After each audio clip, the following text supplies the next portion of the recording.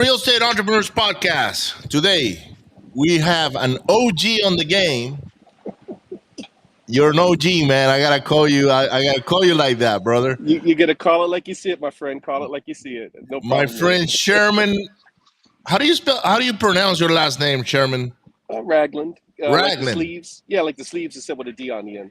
So You know, and the one thing I like the most is that background of yours. That's not you a like that? yeah. That's not one of those green screens with like some you know like a beach place or whatnot. Where are you at right now? A place called Great Bay, and that's St. John on the other side, on the Caribbean, and then just chilling, just chilling. You That's know. what that's what true real estate investors do, right? They just go to St. John and run Well, business from there. we hustle so we can chill, right? Got It's to ex- balance, right? That's that balance. Man, I don't know about hustling anymore. I used to do that, Sherman, and now I honestly I don't do that anymore. I found a way to delegate and to empower other people and Yep. let them run with it and I just want to enjoy life now as opposed to like turn and burn like I used to in the past. I Um, totally get it. so people get to know you a little bit, Sherman. What can you tell us a little bit about yourself, your background, where you come from, where you grew up, that kind of stuff?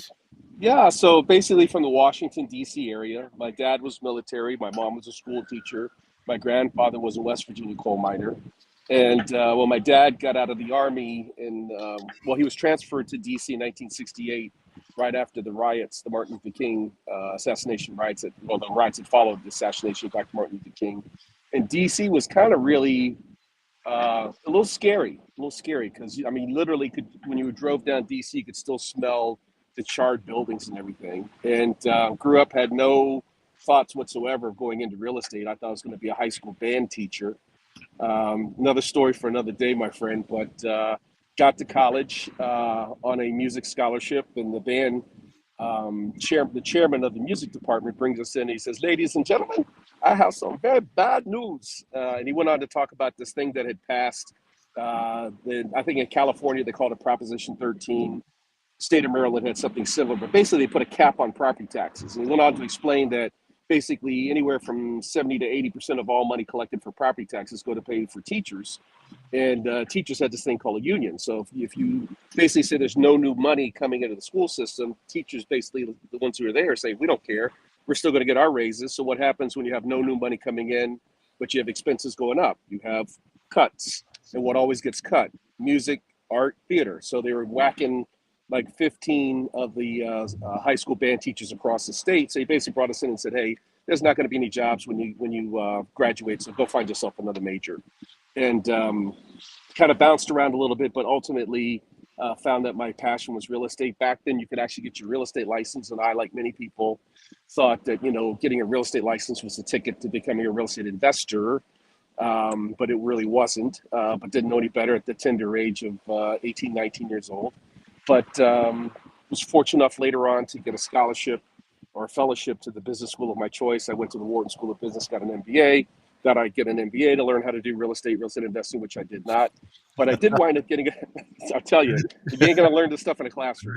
Yeah. Uh, but I did wind up working for a big time real estate developer, and after a couple of years of doing that, got very frustrated because only person getting rich in the office was him, not me.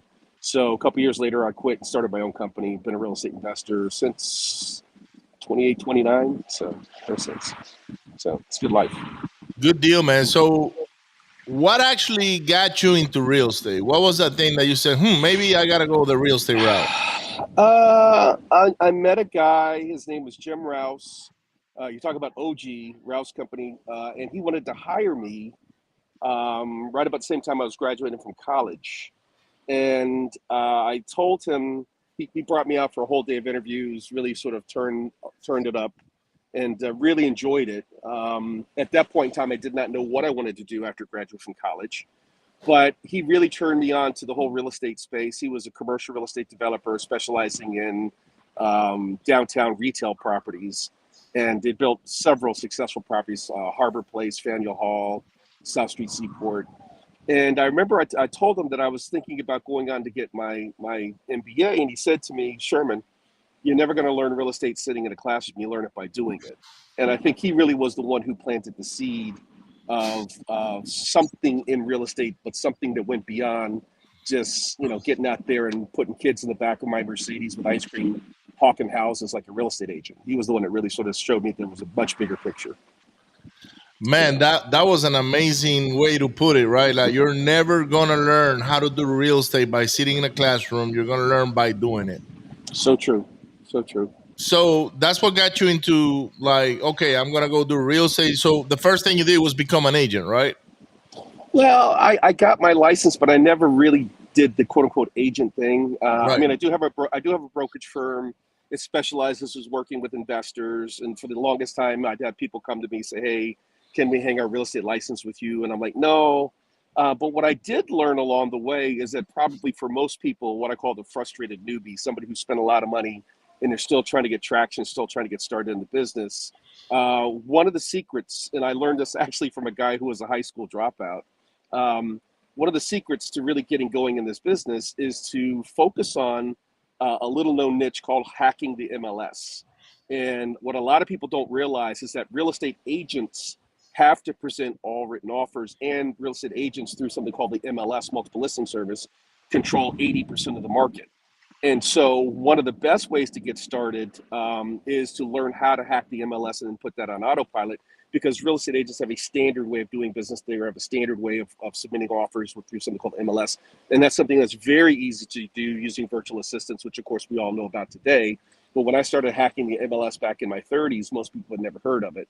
But it's a great way to get started if you're a frustrated newbie. You won't make the most amount of money and you won't find the best deals, but it is something that you can basically get started right away and then put it on autopilot. I think there's a much better way to get bigger checks, but that's a secret between you and me, Ricardo. We won't talk about that today, unless you know. I'll tell you what, man. When I first started investing in real estate, I started buying from wholesalers, but somewhere around 2000, I would say 11. So I started in 2008. So around 2012, 13, um, the deals that I was getting from the wholesalers, they weren't all that great, Yeah, and I would spend hours analyzing these deals, and I was like, where is my profit? Like all the profit staying with the wholesaler. So right. I went and started looking for properties on the MLS, and I created my own MLS hacking technique, which was, let's say, like I live in the Houston area. So at the time in Houston, the price per square foot was $120 Yep. average. Okay. That's average. Like that, a 3 bedroom, 2 bathroom, 1,500 square foot house, normal neighborhood. That was it. 120. That was the ARV. So I figure, okay, if I want to find properties for less than 50 cents on the dollars, I need to get it for less than $60 a square foot. And Makes sense. that's gonna give me a little bit of buffer to for the repairs and the renovations. And believe it or not, Sherman, I was finding properties left and right, in multiple areas of Houston. Now, I was I was getting into sometimes bidding wars with other people Sure. for the same properties, but I think the bulk of my properties that I bought in between 2013 and 2015 and a half around, it was all from the MLS. Yeah. Yeah. It's I mean it's 80% of the market in most markets. There's very few cities, townships, counties where realtors don't control 80% of the market. So to not look at the MLS, to not have an MLS strategy, to not have some technique to hack the MLS, I think for the most part is foolish. And for those quote unquote gurus who run around telling everybody stay away from real estate agents, I don't think they really know what they're talking about. Because like you and I would not hop on an airplane and the pilot says, I'm sorry, ladies and gentlemen, we only have 20% of the fuel necessary to get to our destination. We'd like, no, go back to the gate and let me off. Well, if something represents 80% of the market, you better have a strategy for going after those deals. And it's going to get even better. I don't know if you've had many conversations about the recent National Association of Realtors lawsuit and their $480 some million settlement, but that to me is a real game changer in favor of real estate investors. That whole situation of sellers agents no longer including a 3% commission for the buyer's broker, that means that a whole lot of deals are going to sit there, especially the crappy ones, the bank REOs, the probates, the stuff that really what we investors want. Those deals are really going to sit there and meander and linger unless, of course, somebody gets in there. And I think that's going to be a huge windfall for us investors. Now, you know what? And I'm happy you brought up that point, because that was a point that I was hoping to get a lot more clarity during the family mastermind we just had Yeah. last week. Yeah. And I didn't hear anything from anybody. Well, they wouldn't hand me the microphone. Otherwise, we would have had a session after the session, because there was a couple of points that were made during. And I love family. Yeah. I love family. I love my family. Love you, love all the guys. But I think some of the stuff coming off that stage for that session was completely wrong, and we can be wrong, and we can admit that we're wrong. But they didn't really give us much of a chance to really sort of respond. But the two things I would have responded to is, number one, this whole National Association of Realtors thing and this $486 million settlement to prevent $1 trillion in lawsuits creates a huge train wreck for the real estate brokerage industry. And it's not going to get worked out in 3 months. It's probably going to get worked out more like 3 to 5 years. It's going to be years before they work this out. And that's sort of number one. And the second big thing that they talked about, and I don't know if we got time to talk about today, was this whole notion that wholesalers should be made to get a license, which is poppycock and ridiculous. And we can talk about that too. But yeah, I think there was a couple things that were said that I think it was worthy of a further debate and further conversation. So you say it's going to take 3 to 5 years to come into a resolution, right, on this lawsuit, I guess. I think so. I mean, basically, fundamentally, what the lawsuit said, it was multiple lawsuits, and the National Association of Realtors was looking at $1 trillion in fines, plus the Department of Justice was starting to come after them again after having recently agreed to settle a lawsuit. The Department of Justice reopened the lawsuit because of the business practice. And if anybody's not familiar with the business practice, what the business practice was the National Association of Realtors was encouraging listing agents, encouraging listing agents to bundle in a 6% commission, whereby the listing agent or the person representing the seller would get X percent, usually around 2 or 3%, and the person who brought the buyer would get the rest. And that prevented the buyer from having to come up with extra money to pay their agent a commission, because fundamentally the selling agent was paying both sides of the commission. What happened was there's a lawsuit, and this guy had been suing the National Association of Realtors for almost 40 years. 40 years he's been coming at him. And every time he's lost up until last May he won. And when he won the first one, it was like a $300 million fine. And as soon as he won that first lawsuit, he found the secret sauce. As soon as he won the first one, he filed multiple lawsuits in multiple states and multiple jurisdictions. So the National Association of Realtors was fighting these lawsuits. I think at last count, they had about 30 lawsuits against them that was over $1 trillion in fines had they lost, like the first case. So they went ahead and settled, and part of the settlement, they said that they would dismantle that business practice. So from going forward, real estate agents who hire buyers agents, they have to now basically pay their own commission. It's a little more complicated than that, but fundamentally that's what it's coming down to. So that means the buyer is not only going to have to be pre-approved by the lender for the amount they can borrow for the purchase, but now they have to come up with the additional 3% to pay their agent. If they don't, that agent is quite frankly not going to necessarily work with them. In addition to which, the buyer's agent doesn't automatically get a 3% commission from the seller when the seller sells the house. They have to basically look and see if the seller's willing to pay that. And what's happening is all across the country, different legislatures are passing laws to prevent the seller. So like in Maryland, we got a proposed law right now that would actually prevent sellers from paying the buyer's commission. So it's a real train wreck, in my opinion, right now. And I think it's going to take a while to work itself out. Why is it a train wreck? Well, certain loans, like VA loans, the buyer's not allowed to pay anything. That's right. Certain FHA loans, the buyer's not allowed to pay anything, or it's very limited. So and the concessions are lower, actually. Absolutely. So it's just going to make it more expensive for the buyer to buy a house, because now all of a sudden they're having to pay all these fees and the sellers are not necessarily going to be given concessions. I think the other side of it is sellers are now going to have to be counseled that you don't have to pay the buyer's agent. And I think a lot of sellers are going to mistakenly say, well, if I don't have to pay it, why should I pay it? I won't pay it. And what we all know as insiders is that it's the buyer's agent who's the one that really makes the deal work. The seller gets the listing, right? The seller's agent gets the listing. That's why they're called the listing agent. And it's really the buyer's agent that makes sure they get to the settlement so that they can get paid. And if there's nothing in it for the buyer's agent coming from the seller, A, that buyer's agent is not going to show that seller's house. Why should they?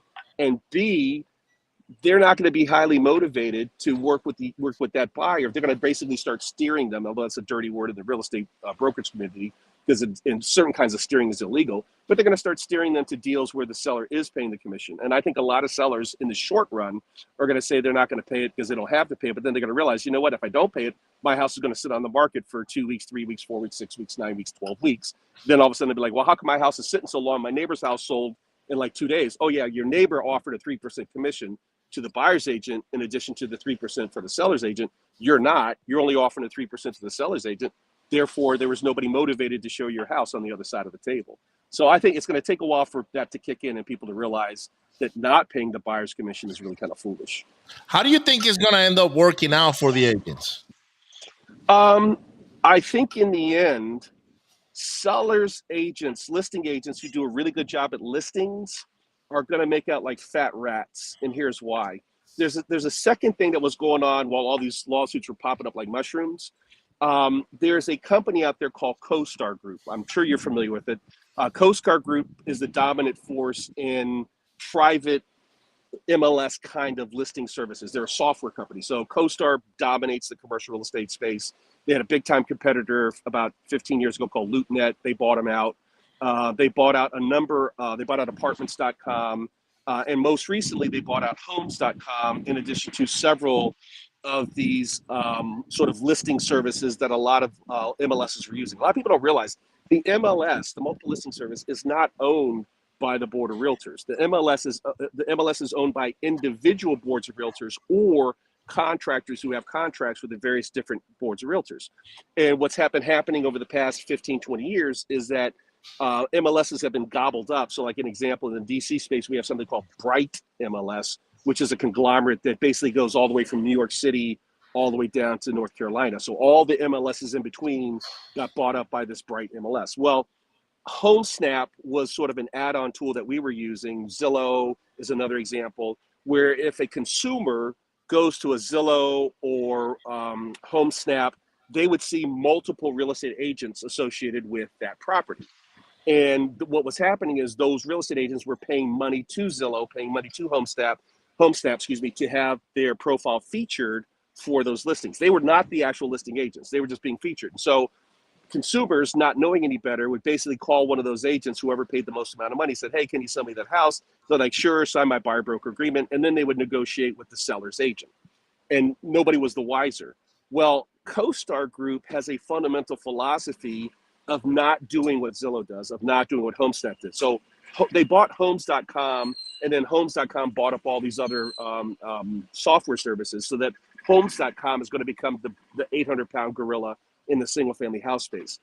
CoStar Group's philosophy from the day they were founded almost 30 plus years ago is only the listing agent should be listed on those websites, not all these other agents who are basically paying money to be profiled. So what does that mean? At the same time that the National Association of Realtors is doing the settlement and basically telling listing agents, hey, tell your clients they don't have to pay the buyer brokerage fee, homes.com is now quickly becoming the predominant way that the consumers find houses for sale by just searching the internet. So what's going to happen is when the consumer searches the internet and sees homes.com, they're only going to see one agent, the actual true listing agent. They're going to call that listing agent up, and that listing agent is going to say, hey, are you represented? And they're going to like, what are you talking about? Like, do you have an agent you're working with? No, I don't. Okay, great. You can work with me. And they will. So now that listing agent no longer has to share their commission. So if they convince their seller to pay a 2, 3, 4% commission, or 2, 3% commission plus a 1% commission bonus, and now all of a sudden there are no other agents involved, they're going to get all the money. So those listing agents that are really, really good at listing and really, really good at getting their profile set up on homes.com, they're going to have consumers coming directly to them, unrepresented, with no real estate agent in the middle. On the surface, that sounds like a really good thing for the listing agent, and it probably is. And on the surface, they'll make a lot more money.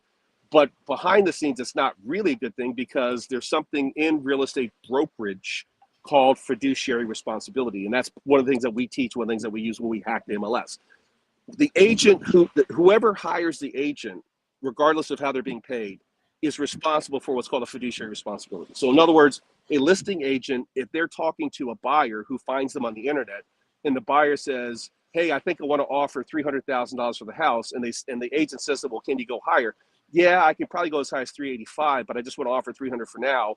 Well, by law, that listing agent has to tell the client, the seller, "Oh, this person could go to 380." And I think what's going to happen is you're going to have a whole lot of people going to the settlement table, and they're going to be like, "How did you know that I was willing to pay 380 for the house?" "Oh, the agent told me." Well, what do you mean the agent told you? I told the agent that in confidence. No, you told the agent that and said, "Please don't tell," but because of the fiduciary responsibility, by law, they had to tell. And a lot of people don't really understand that word fiduciary responsibility. The agent who represents the seller must tell the seller everything, even if you, the buyer, say, "Please don't tell him this." And I think a lot of people are going to be surprised when they find out that everything they're telling that agent is going straight back to the seller. That yeah, I think you're right. It creates a whole can of worms that moving forward. I mean, the listing agent is they're. I guess what's happening is they're making the listing agent stronger, It will. um, Absolutely, it will. Absolutely will. and the buyers agents they're just like they gotta be real good at capturing buyers now. Well, it's what I tell my agents. It's like, would you rather have one buyer who pays you 3% and you never hear from them again on a $300,000 house? Or would you rather specialize in working with investors, knowing that the investor is going to want you to beat up the buyer, beat up the seller, and maybe instead of paying 300, they'll only pay 250, but they're going to do 2 or 3 transactions with you over the course of a year. And everybody's like, "Well, I'd rather be with the one that's going to do $750,000 in business with me, not the one who's going to do 300." I said, exactly. So I think what's going to happen is two things. One, a lot of buyers are just going to drop out of the business because this is no longer a lazy person's game. It's going to be dog eat dog, knockdown, drag out. And number two, I think the smart buyer's agent, the smart real estate agent who represent buyers, is going to be smart enough to realize I'm better off representing somebody who's going to do multiple transactions with me, not a one and done, and I never hear from them again. And if that be the case, because now they have to fight for their commission and they have to get the commission from their client, not get it from the property that's listed in MLS. I think you're going to see a whole lot more buyer agents turning to working with investors. It only makes sense. And you're also going to see a whole lot more quit the business.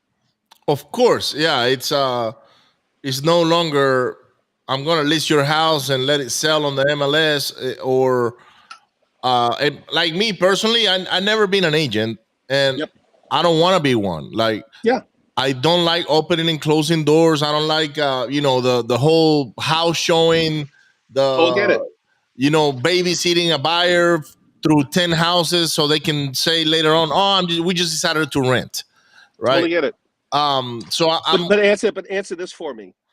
Would you object to paying a commission to an agent as long as the agent got you the house for the price you wanted?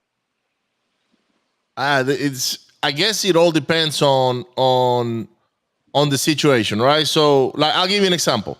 Mm-hmm. I built a house like 10 years ago Mm-hmm. and I went to the builder and I said, "Look, I'm a real estate investor. I want to build a house. I don't have an agent. Mm-hmm. Will you credit that agent's portion of the commission towards the purchase price of the property? And I will gladly go and do business directly with you without the agent because I don't need an agent to fill out the paperwork and to do all the things for me. I know how to do all of that." And the agent at the time, his name is David. We're great friends now. He Yeah. said, "Ricardo, unfortunately, here in this company, I'm not gonna mention any names, Yeah. we're not allowed to do that. Right. So if you don't bring an agent, we're just gonna get the full commission." Exactly. And I said, Exactly. "Bingo! I'll just bring a friend." And literally, I looked at my phone and I said, "Who do I want to make?" It was like a $550,000 transaction. Who do I Right. want to make 20 grand? And I called a friend of mine and I said, "Hey man, do you want to come here and be my agent?" Right? Right. And, Listen. Yeah. I've never met a single investor who says, "I will not pay a wholesaler if the wholesaler brings me the deal at the price I want." So, as I've never met a single real investor who says, I'm not going to pay a wholesaler because I object to the principle of paying somebody a fee to Oh bring me no, a no, vehicle. no, no. I'll You pay. with me? I'll pay You with me? whoever. Like if I want something and they bring it to me, and that's it. Right. Let's do it. Right. So this is my point. As investors, we're used to paying people to bring us deals. So we would have no problem whatsoever paying an agent a buyer commission as long as they bring us the deals we want at the price we want. Homeowners, first time homeowners who are on very limited budgets, are not going to be that generous. I They think may not have an homeowners are extra gonna get 10%. screwed. That's it. Absolutely. They're gonna get Absolutely they're going to get screwed. screwed. They're But gonna get screwed. let me tell you something. You called me OG, but that's a badge of honor. What a lot of people don't realize is we did not always have buyer brokers in this country. Historically, going back to the 80s and before, the 70s and 60s and 50s, we had something called sub agency, where it was understood all the agents worked for the seller. And that's how we wound up getting buyer brokerage in the first place, because what would happen is people would go to settlement and they'd be like, how in the world did the seller get all my confidential information? I told you that my agent in confidence. And what would happen was the seller would have an agent, the buyer would have an agent, but the buyer's agent was called a sub agent. So therefore, the allegiance, the fiduciary responsibility was to the seller, not to the buyer. So that all started to change in the late 70s and early 80s with the introduction of buyer brokerage, whereby the agent had the fiduciary responsibility to the client, but the commission was still being paid for by the seller. So that's how we got here in the first place. Now we're going back to the old 70s days where people who are hiring real estate agents don't really understand you can't trust that person because everything you tell them in confidence is going to go straight back to the seller. We're right back to where we were in 1970s. Wow, we're going backwards. Absolutely. And so that's why I said anybody who sits up on a panel like they did last weekend and said, oh, this is going to work itself out in 3 or 4 months. Oh, hell no, it's not. It took us 30, 40 years to get here. Why in the world would it work itself out in 3 or 4 months? This is a massive sea change. Every real estate agent that I know of, because most of them are not OG, most of them haven't had their license as long as I have. I got my real estate license when I was 23 years old. I've had it for a very long time. But most people who got the real estate license, they don't know anything other than buyer broker and you get paid by the seller. They don't know anything other than that. So this whole new world for them is going to be very scary, and I think a lot of them are not going to, quite frankly, they're not going to make it. Well, you know what? The good thing is during moments like this, the weak will get out, like because there's no, they'll go sell insurance or do something else. Yeah. Um, the the ones that are hustlers, that those guys will double down on their money now, right? And Yep. whoever's in the middle, they'll probably just survive. But I think surviving eventually kicks them out too, because I think so. Yeah, I think so too.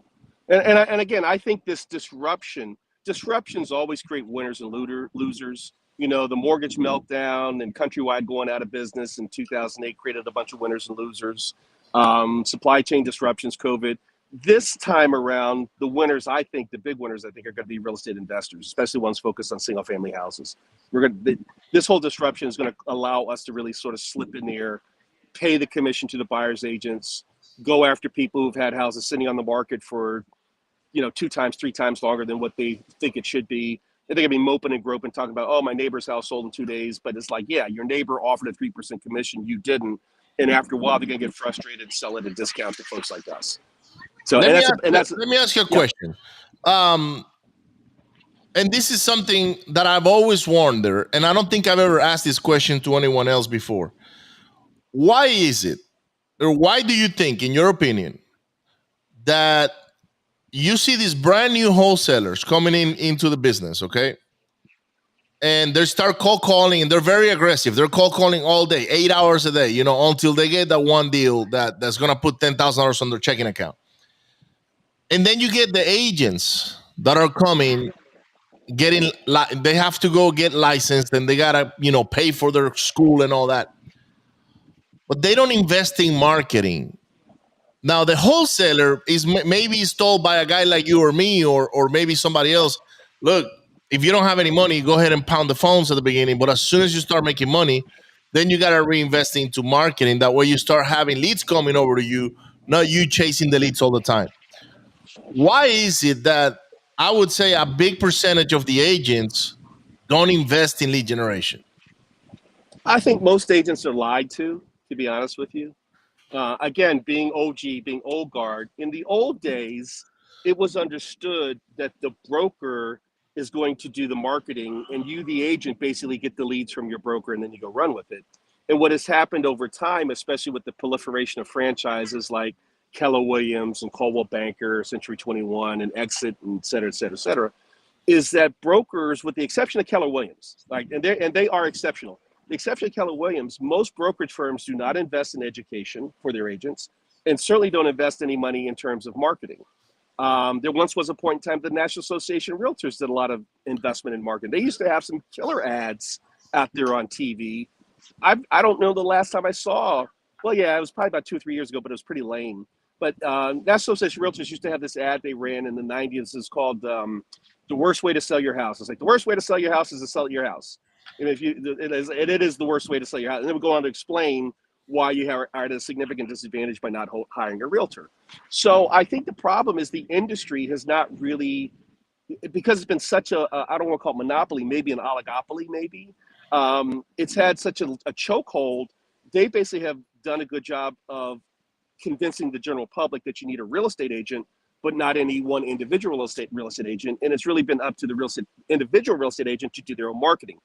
That's really only been in the past 20 years. Like I said, in the '80s and '90s and before, the real estate broker did most of the marketing. The real estate broker was the one that handed the leads to the agent. I mean, they literally come into the office, they'd have these books. This is pre everybody having a desktop PC, certainly before everybody having a smartphone. And the broker would basically say, here's the leads for the day, like old school, stock brokerage firms, right? Here's the leads book, right? But what's happened is everybody in the industry has gotten a little fat and happy, because I think the general public does respect somebody having a license, not knowing the fact that a license really doesn't mean a whole lot of anything. As a licensed real estate broker who actually teaches the licensing course to get your license, I know what's in the 60-hour requirement for the state of Maryland. There's nothing in there about being an investor. And there's even less in there about making money with your license. It's all about fair housing, protecting the public. The reason that real estate agents get a license is not to make money. They get a license because the state requires it to protect the public. In the story.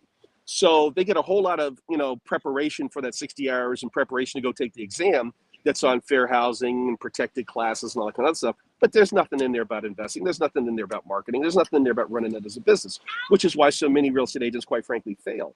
And I think that the wholesaler who really is out there hustling and doing the kinds of things that you're talking about is providing a tremendous service to the industry, because not every piece of property is a pretty piece of property. Not every piece of property is going to sell itself because it's in the right neighborhood and has the right curb appeal and has had the right prior owner who lovingly took care of it. There's a whole lot of crap out there. And without somebody out there hustling to go find it and then bring it to an investor who's got the financial resources to carry it through, either because they got private investors or hard money lenders or their own capital, those are the deals that get done. And I think a lot of real estate agents just don't have a clue about that whole world of investing and really moving quote unquote ugly properties, as Ron LeGrand might say. So it's more of a lack of education on the agents on what it really needs to happen to create a bunch of leads. And because I'm like, that's where I specialize on lead Yeah. generation. Okay. And I used to be a fix and flipper. I used to do wholesaling, and now Yep. my focus is just lead generation. And I started Yeah. to think, why is it that all these agents, they're like, oh, I don't have any listings, or I don't have any. Well, first of all, remember this: the quote unquote average real estate agent. There's a federal government website called Bureau of Labor Statistics, BLS.gov, not .com, .gov, and basically they get data fed to them from the IRS based on what's called industry codes, NAICS codes. So basically, the BLS knows every occupation in this country and what the average salary is, because they get nameless, faceless data from the IRS that says that this person said on their tax return that they're a real estate agent, this is how much money they made. The average real estate agent in America makes $47,000. You with me? Wow. 47. Wow. So this is not this high paid occupation that a lot of people make it out to be. Now, there's always the 20% of the 20%, which is roughly 4 to 5% that are out there hustling. And they do understand lead gen, and they do understand how to build a business. They do understand how to make a business. But the vast majority out there do not understand any of that stuff. So A lot of agents basically, signed up for Zillow. A lot of people don't realize that Zillow is nothing more than a lead gen source for real estate agents. A lot of real estate agents take basic classes from their multiple listing service. The MLS actually does a better job of training and coaching and teaching on marketing than the brokerage does. But then there are a handful of agents who do get it, and they have YouTube videos and YouTube channels. That was really a big play 2 or 3 years ago. The ones that started in Instagram 3 or 4 years ago, the ones that are doing TikTok today, the kind of things that you do and the kind of things that you teach. But that's probably a great source of new revenue for you, new business for you, is those buyers agents who are no longer just going to show up with a buyer and get paid a commission, probably teaching them how to do the proper lead gen to get the right kind of clients so they can actually get paid. Amazing. I have my great friend Dan Hanson. Shout out to Dan. He's an agent down in the Sarasota area in Florida, and that he lead generate through his YouTube channel. He became the authority in the area, and he says, Ricardo, I just don't have enough people on my team to handle all the leads that we get through our YouTube channel. Yeah, yeah. YouTube is probably a better source for local talent than, say, Facebook is. Facebook, you tend to have to be more nationwide or super regional. But I know a lot of real estate agents who have an endless pipeline. Again, it's only a handful. It's the 4% club, right? And most of them are using TikTok, Instagram, and YouTube. All right, so now let's talk a little bit about you, Yeah. Sherman. How are you? What is your involvement today in our community? Are you investing in real estate? Are you teaching? Or are you doing a little bit of both? Tell us about Yeah. that. So I'm coaching, teaching, mentoring, but the main thing I'm doing is transitioning. That's the dude over there in the beach chair. He just got here. He had a canceled flight, a delayed flight, so he left a day after we did. But that's my 23-year-old son. He just graduated from college, and he started in the real estate business when he was 19, just before the pandemic hit. And during the pandemic, when they kicked him off campus, along with all the other kids that were living on campus, he came home, did his studies online, found that he had way more time on his hands than he needed. And rather than getting in trouble, he decided to go out and fix and flip 5 houses his sophomore year in college.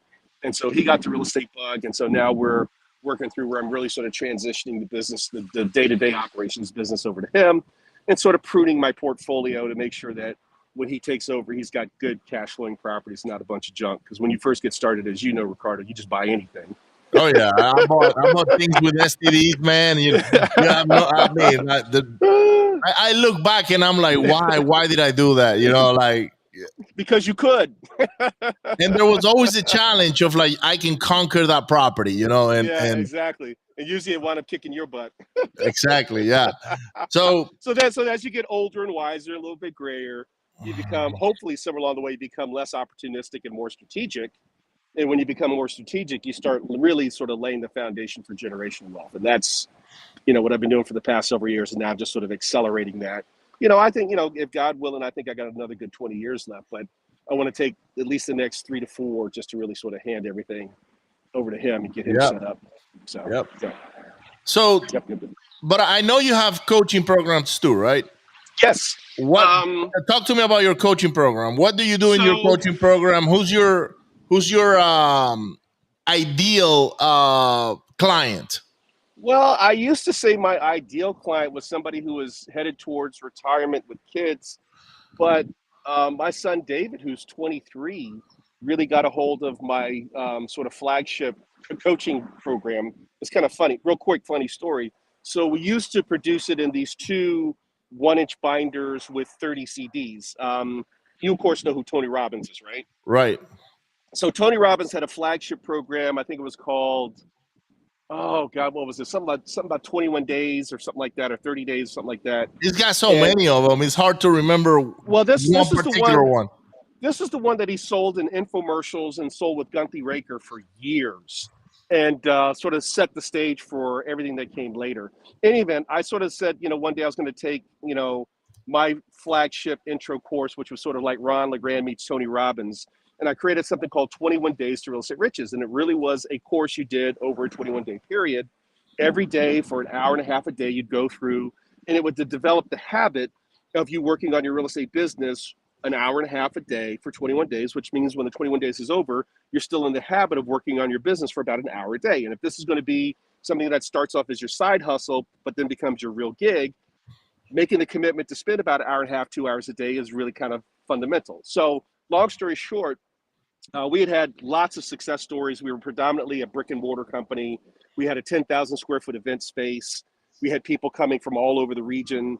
And then, of course, the pandemic broke out, and we had to sort of quickly switch from a like 100% offline to 100% online. Well, my son and his best friend came over Thanksgiving before COVID hit. So Thanksgiving 2019.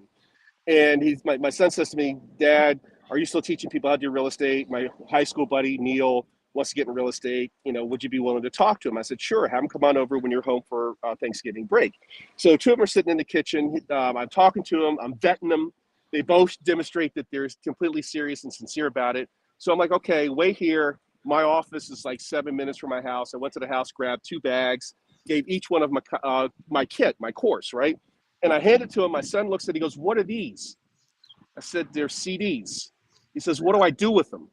I said, you listen to them. He said, on what? I said, on your CD player. He's like, I don't have a CD player. I was like, well, then fine. Listen to him in your car. Wow. So his buddy Neil hits him in the shoulder. He says, we take him back to my house. We can rip him. So that was my wake-up call that, hey, maybe there's a new generation out there, and maybe this new generation that's 19, 20, 21 something doesn't want to sit around and listen to a bunch of CDs. So long story short, I gave it to him. He did figure out a way to rip the MP3s. He wound up using it. He and his buddy Neil got their first deal done. Guess what? In 21 days. Wow. So he gave me the inspiration. I gave him the inspiration to get into the business. He gave me the inspiration to redo the course. So the following January, I sat down and I did a 21-day challenge live, where I re-recorded the program as it should have been done in the first place. And now I make it available. So I run something, it's $19.97. I'm not trying to get rich on it, but I'm trying to I don't believe in giving anything away. I think people who get stuff for free don't really appreciate it. But everybody can come up with $1 a day for 21 days, right? Not only that, the free stuff, Sherman, it's never free. Okay, like No, people think it's free and it's not. Like, I'm it's sorry, never. that's just a hook to catch you, and eventually you're gonna pay the price. Right. So I took my flagship $2,000 course and I give it away for $20, $19.97. And people all the time are going, well, what else do I need? I'm like, you don't need anything else other than 100% commitment to make it work. Because again, that's my way of sort of giving back to this next generation. So Right. now, do we have other coaching programs? Of course, we have coaching programs on multifamily. We got coaching programs on commercial real estate. We got coaching programs on marketing and raising capital. But as far as just getting started in the business, that 21 days to real estate riches, that 21-day challenge is available. It's automated now. It's up online. I also offer live coaching mentoring 2 times a week. So every Tuesday night we do a coaching session. Every Wednesday night I do a coaching session for that group. And we've had some fabulous success stories, not just Dave and his business partner, Neil, but we've probably coach mentored over 2,400 students successfully in the past 2 years since we turned it into a digital product. So we're very, very proud of that. And if folks want it, they can go online. Can I give that URL out? Absolutely.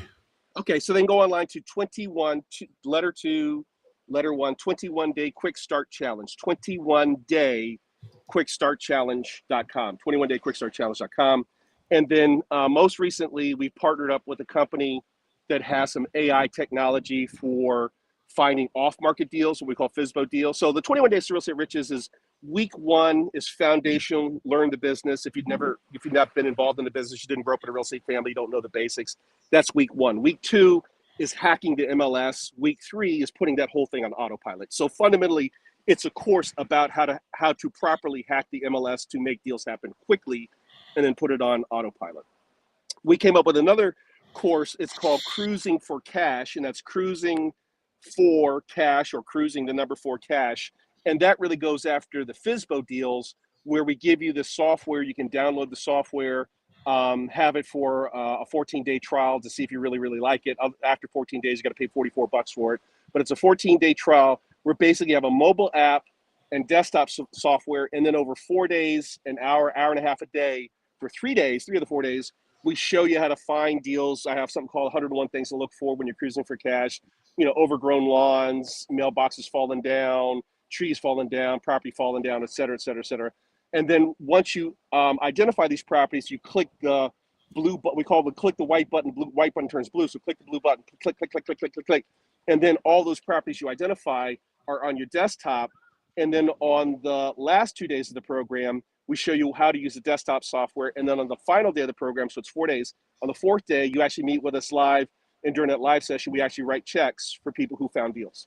It's fabulous. We've been doing this now for about a month and a half, and it starts every Tuesday, and then the live session is on Friday. Obviously, the training sessions are pre-recorded. It's an hour and a half a day from noon to 1:30ish, and then there's somebody there to monitor and answer live questions Tuesday, Wednesday, Thursday. But on Friday, it's a live session with the group, and we got this fabulous person. You probably heard of her, Jenna Hoover.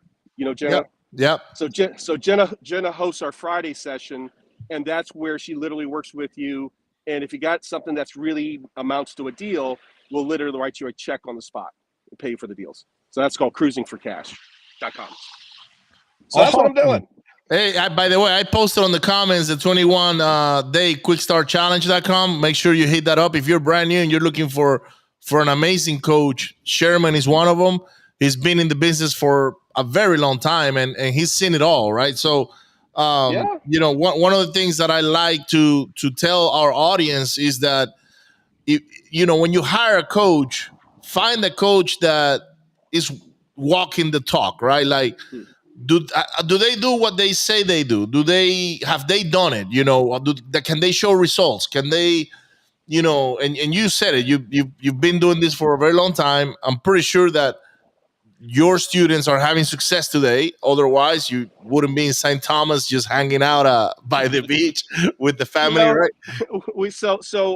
I marked time based on him. He was born January 23 years ago, and that's when I became a real estate investor in March of the same year.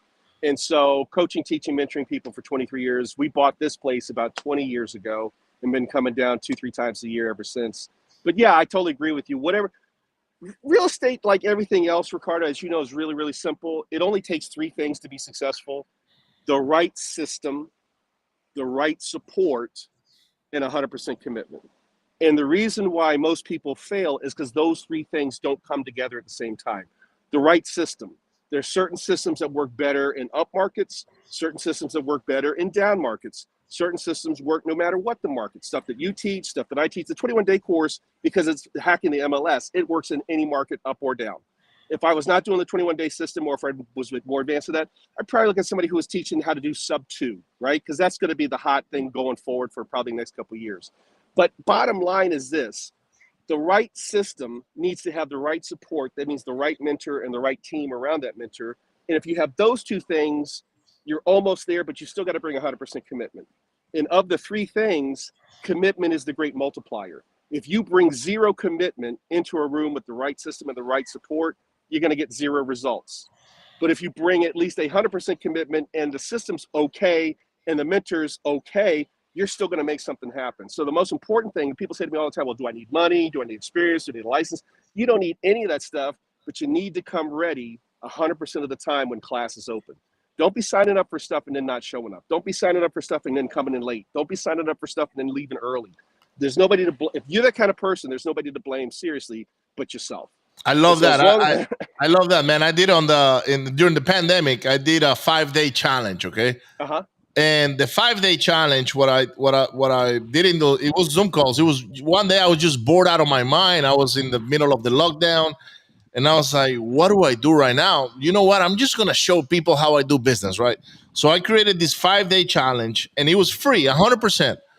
Nice. But there was one thing that I asked, is that they showed up on time. That's it, man. If they didn't show up on time, they were not getting on the call. Yeah. Number 2, I was not recording the calls. Yeah. Yeah. If you were not in the call, you were not in the call, period. That was it. That's it. Done. That's it. You're not getting the information, right? No. And I remember I had like 150 people coming out of nowhere. But you can see on the second day, if you started with 150, the second day you got like 120. Because 30 just dropped off, right? Or they showed up late. And I was like, you know what? If you're coming in late, if you don't appreciate my time, I'm sorry. You know, because And but long story short, we kept that running for like 5 months. Mm. And when we said it was free, it wasn't free, because at the end of the day, I got a bunch of deals out of it. There you A, go. a That's a lot fair of them, trade. bought my texting platform that I had at the time, Yep. and it was like a $5,000 ticket. So we made money, but that was our funnel to get them into, like, hey, this is how we do it. We're gonna show you how we use our tools, but by the way, we're gonna sell you the tools, right? Sure. So, Yeah. but if And they look, were if you not, get if yeah, if they were not on time, Sherman, that was it, man. They were out. life's too short, baby. And everybody's like, oh well, you can give away for free. Yeah, but the most important thing that we have, especially as you get older, is our time. And none of us wants to have our time wasted. So you and I, we will give and give and give and give and give. But if we're in the room ready to give and you ain't here, you already told us you ain't Yeah. interested. So why, if you're not interested, why should we be here? That's just common decency. And I know they say common decency and common sense don't exist anymore, but where I'm from, OG, common decency goes a long, long way. Absolutely, man. And how can people get a hold of you, brother? They can go to my website. I'm on Facebook, Sherman Ragland, the Real Investor. So on Facebook, just look up Sherman Ragland, the Real Investor. You can go to realinvestors.com. You can reach out to our office if you're kind of like a telephone person, 301-218-4333, 301-218-4333. That's a Maryland area code. But most importantly, just come on Facebook, come on Instagram, and do the 21-day challenge. I do it live. That's it. I mean, if you want to meet with me live for 2 hours a week, 2 times a week, join the challenge. It's $20. So $20. That's and it, man. I mean, it cannot get cheaper than that. people listen. People always say, "Hey, man, can I buy a cup of coffee? Can I buy a hamburger?" Well, first of all, I don't know of any place you can get a hamburger for $20. Not even two hamburgers for $20. Not even McDonald's. And I think a cup of coffee at Starbucks is about $8. You can get me for 21 days for $19.97. So if folks are really serious about hanging out with me, put up the $19.97. It's 100% refundable, and come hang out with me on Wednesdays, for a couple of hours, and you can ask me anything you want. It's called open office hours with the dean. You can ask me anything you want. I'll answer anything that I can't answer for you, and if I can't answer for you, I'll put you in touch with somebody like Ricardo or somebody else that can answer it for you, because I don't know everything, but I know everyone. Amazing, brother. Well, thank you so much for being here today, Sherman, at a short My notice. pleasure. We got to reconnect again in the next few months, because I want to bring you back to continue to talk about that whole lawsuit with the agents and NAR. Yeah. And You know how to get a hold of me. Let's do it like in the next week or two when I'm back home in my studio. And I have my artificial light, because my natural light's going down over the hill. So amazing, brother. You have a great day, man. Thank you so much for being here today. And guys, don't forget to hit share, like, and subscribe. Go find Sherman. Tell him we sent you, and we'll see you on the next one.